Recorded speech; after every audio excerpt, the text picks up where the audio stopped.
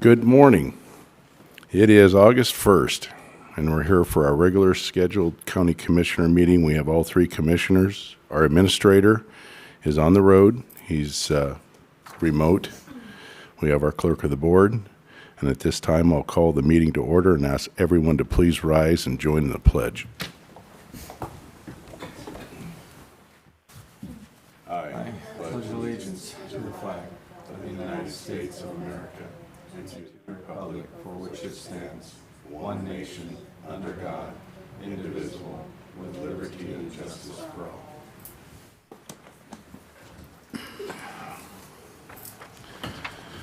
First item on the agenda is vouchers. I believe we have one.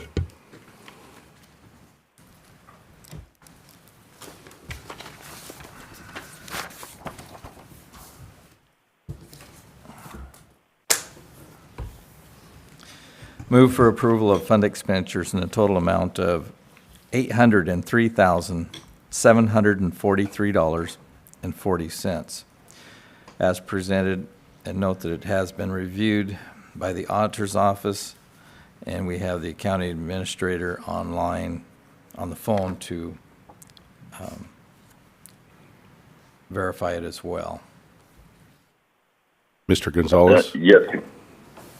Go ahead. Yes, Commissioner. I haven't had an opportunity to review that. Thank you. All righty. Second. There's been a motion and a second. All in favor say aye. Aye. Aye. Aye. Moves us down to the four items on the consent agenda. Move for approval of consent agenda items 1 through 4 as presented. Second. There's been a motion and a second for the four items on the consent agenda. All in favor say aye. Aye. Aye. Aye. Moves us down to regular business, Resolution 2023-214, initiating County Road Project CRP 636 Taylor Flats All-Weather Improvement 1. That's a long sentence. It was. You took away my opening remark. So this project will bring Taylor Flats Road to an all-weather standard from Clark Road to South Landing. The subsequent resolution, 2023-2015, is for the approval of the local agency prospectus and to enter into the local agency agreement with Washington State Department of Transportation. The project was awarded $3,170,225 through the Federal Highway Administration Surface Block Grant Program. The estimated total cost of the project is $3,665,000 with a 13.5% local match, which comes to $494,775. I'll be happy to answer any questions. Questions, commissioners? So how will this affect the intersection at South Landing and Taylor That's Flats? a project, that's a standalone project. We'll be seeking funding through it in the next grant cycle. But we have some work to do with City of Pasco since they now have annexed up to part of, they have 2 or 3 legs in the intersection now. So we'll need to it'd be a combined project probably with them. All right, thank you. And is there any other questions? My question is, they're doing the approach and off for that new road. Is that that's all being put into the standards of our all-weather roadway? I believe so, yes. We asked it to be brought to that. Are we out inspecting to make sure that it is? Oh, yeah, yes, Okay. we always make sure that things are. And will there be anything, I know this is going to go past Dent Road. Is there anything there for that intersection? Douglas Fruit, where it crosses the road there? We're going to start just a little bit north of that. Oh, you are? Yeah, we back in 2017, we did all that slope flattening and kind of widen it. That was to set up for this project. Gotcha. So to bring this first phase up to all weather. Like I said, we'll deal with the intersection as a separate issue because it's going to be a more complicated project and Okay. require quite a All righty. Good If effort. there's no other comments or discussion, I'll entertain a motion. Move for approval of Resolution 2023-2014, as presented. Second. There's been a motion and a second for Resolution 2023-214. Is there any further discussion? Hearing none, all in favor say aye. Aye. Aye. Aye. Moves us down to Resolution 2023-215, approve local project CRP Taylor Flats all-weather improvement 1. Is this the same? This is the prospectus and the local agency agreement that first we have to create the project, now we have to enter into a contract with WashDOT to manage the grant. Got you. So no further discussion is needed. We just need another resolution. Correct. Unless there's more questions, well, which I'm don't happy think to so. answer, or try, anyway. Move for I'm sorry. Sorry. Go ahead. No, please continue. Move for approval of Resolution 2023-2015 as presented. Second. There's been a motion and a second for Resolution 2023-2015. Without any further discussion, all in favor say... Excuse me, Chairman. Yes. Craig, we've done a lot of these over the years. This appears to be exactly standard format with all the others. Nothing unusual or different about this one. No, this is just about as straightforward a project as we bring. Okay, thank you. Any other discussion or questions? Hearing none, all in favor say aye. Aye. Aye. Aye. Takes us down to public comment. Thank you. We have a phone call? Yep. Okay, please.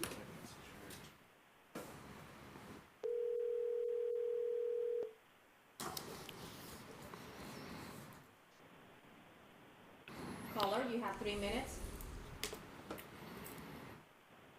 Hi. It's me again, Margaret. Franklin County, the dispute between two elected officials was fixed. Sheriff disagreed. You know, the ironic thing about the sheriff is not only is he a scumbag, but he's a criminal, an actual criminal.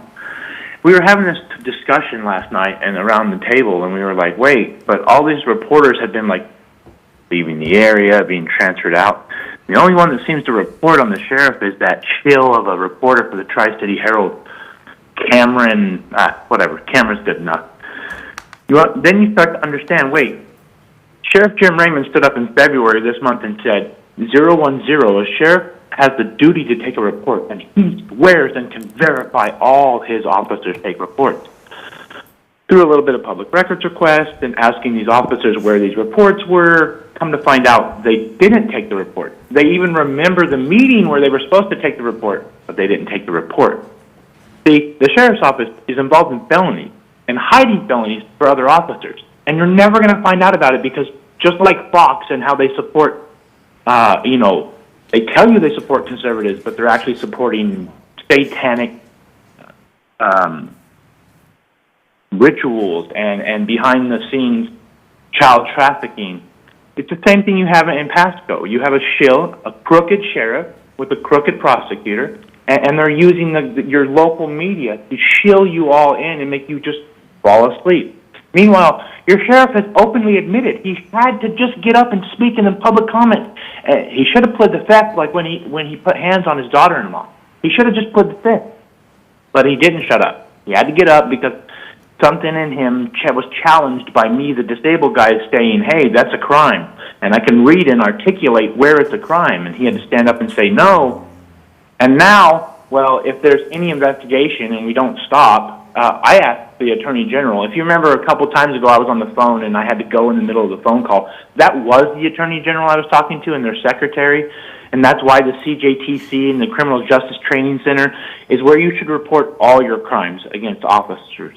When officers are committing crimes or harassing you, you don't report it to another officer. They're in bed with each other. They work together. And so you must escalate it. And it's ironic that the sheriff wants to be investigated while I can tell you and verify he is being investigated by the Attorney General's office. I know it for a fact. I have the paperwork to prove it. He just doesn't know it yet.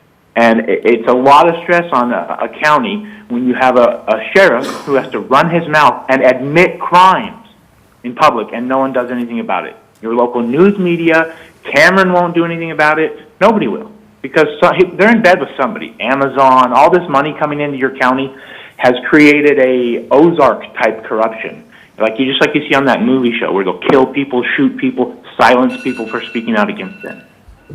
Thank you. Is there anybody else on the phone? Anybody for public comment? Seeing nobody coming forward, we'll move down to Commissioner Administrator updates. Our Administrator, Mike Gonzalez. Hey, good morning, Chair. Just a couple things. A reminder to the public, August 15th is a night meeting, and Wednesday, August 23rd, we'll start meeting on Wednesdays for our commission meeting. So I wanted to let the public know that. The only other thing is National Night Out is tonight. I've been working with Detective Bolanos on National Night Out promotion. So that's tonight at Basin City Memorial Park from 4 to 8 p.m. And appreciate the volunteers around the courthouse that are stepping up to help with that endeavor. So they'll be serving food, passing out school supplies, and really getting to know the community. Thank you. Thank you. Commissioner Peck? Took a week off last week. I think it's maybe the first vacation in a couple of years, I don't know, but went back east and actually had the opportunity to do some work back there for the county on aviation matters in the state's aviation advisory committee. Didn't go there for that purpose, but it worked out. Following in that vein, tomorrow I've got a meeting up in Moses Lake with a couple of dozen state legislators, and including Representative Dent, who helped organize this. We're going to continue work on how we advance and promote aerospace and aviation industries in Washington, which is the charter from the state legislature. But this meeting is, I think, somewhat unique and probably more important to us in that it's right here in our neighborhood. So it's the same kind of work, but it's focused here in eastern Washington, not just a statewide perspective. Shoreline Reconveyance Working Group on working to reconvey the Corps of Engineers owned shoreline on the McNary Pool. That meeting is on Thursday. And then the other meetings this week are fairly routine, WASAC and the like. Thanks. Commissioner Mullen? So we had an emergency board meeting, Board of Health. Also last week had the Pasco Chamber of Commerce. The Crawfish Festival they had was successful, although they had to scramble to grab some more crawfish because they got the supplier said he couldn't provide them at the last minute, so they ended up getting some shrimps, and if they still have any left over, I know Brian's Meats is trying to sell off the excess shrimp for the chamber, and whether or not they still have any left at this point, I do not know. And just for clarification on the night meeting on August 15th, Mr. Gonzalez, is that here in the commissioner's room? Yes, sir. It will be in the commissioner's room. All right, thank you. And that this coming week, I have meetings with the Greater Columbia Behavioral Health on Thursday, along with long-term aging and care. If anyone is interested in participating in either one of those meetings, they are Thursday starting at 9. Thank you. Well, I'd like to remind everybody up in Connell that today is Election Day. It is August 1st, and it is the only primary election in our county. We have 3 people running for the city council. I encourage the people up there to get out and vote. Use your voice and get out and vote. I had a Ben Franklin Workforce Development Executive meeting last week, a Ben Franklin Workforce Board of Directors meeting. We had a Ben Franklin Transit Audit Exit. Then we had the Special Board of Health meeting. And then we had the agenda chair. And I'd also like to just make a note or a comment about what's being told to the people of Washington State, that our gasoline and fuel prices are up because of greedy big oil. And every few days I get my updated from the fuel company that I buy from, and in their Washington State's Climate Commitment Act and Clean Fuels program began January 1. This was an increase on your fuel bill by 60 cents. They want $1. It's going to go up more. Don't kid yourself with this governor. He is the reason why your fuel prices are the highest in the state. It's not because of the greedy oil companies. So with that, we'll move down to elected department head business. Is there any elected or department heads that would like to present today? Seeing none, we'll move down to administration office business. Mr. Gonzalez?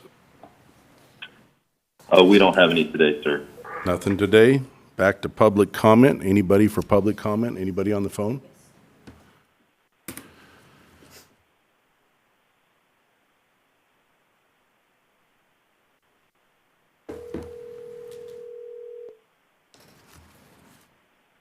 Caller, you have 3 minutes.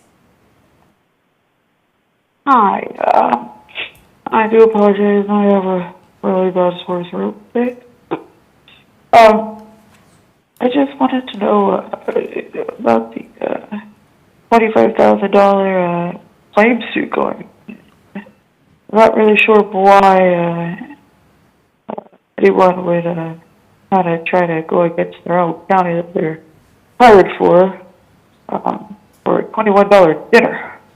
I think that's kind of silly mistake. I really think we should kind of reassess who we hire, especially if they're taking retaliatory behavior towards their employers and to their employees. So that's all I got to say. Have a good day. Thank you. Anybody else for public comment? Seeing none, we'll close the public comment, and I do not believe we have any executive sessions, Mr. Gonzalez. No executive sessions today, sir. So with that, I would just like to say one more thing here that, and I'm going to try to call the gentleman. There's a sign placed on 68 and Court, and it is too close to the road, and it's causing a hazard for the public, for the vehicles entering the road. I will call and ask everybody that's putting up signs, please be wary of visibility so we don't cause any accidents. And I will call this gentleman, but just want to make sure everybody running for office are very conscious of where they're putting their signs. Is there any other business for the good of the county? Mr. Chairman, I've got a couple of questions that I'm hoping that somebody can help me with, perhaps board members. And these are, to be clear, genuine questions. I have not been able to get a clear picture on these answers. Seems like everybody I ask has a different view of it. So, and I'll just provide the questions up front and then just listen if anybody's got anything to add. But the process by which we issue P cards, as I understand it, the authority is in county policy approved by this board. And if that's not correct, please educate me, because I'm not 100% certain that's right, but I think it is. And the second question is, when we make changes or adjustments to a county policy or effectively waive a policy by doing something counter to what's in that policy, I think that requires the authority of the board. So what I'm trying to get my head around is the news reports, and I'll offer, so no one else has to, that just because you read it in the paper doesn't mean it's accurate, right? So I could be working off of bad information here, but while I was out of town, I read that the board, it certainly wasn't me, I wasn't here, returned the sheriff's P card. So my question is does anybody know who authorized that or who did that and under what authority?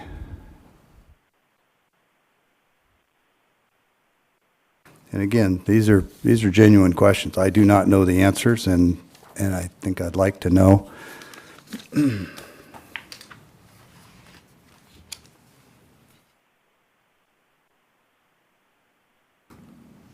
I did watch the meeting. I did see there was an executive session. I did see that there was no action taken in the executive session, and I did see that there was no action taken in the remainder of the open meeting. So that's why I'm asking. I think it's a fair question. So if anybody knows, please let me know.